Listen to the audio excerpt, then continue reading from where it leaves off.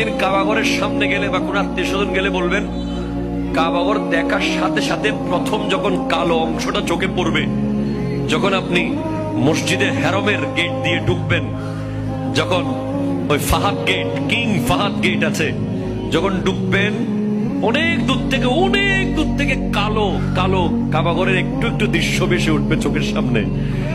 তখন দোয়াটা করবেন, কি দোয়া করবেন কয়টা? যখন কয়টা?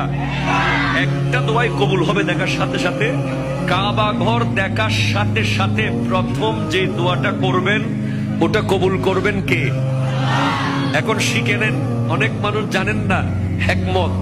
আপনি একটা দোয়া করবেন, একটাই শেষ, একটা সুযোগ পাবেন আপনি, কিন্তু আপনি এমন এক দোয়া করবেন যেন যতদিন ওখানে থাকেন প্রত্যেক দোয়া কবুল হয়ে যায়। এই হিকমতি দোয়াটা শিখে নেন।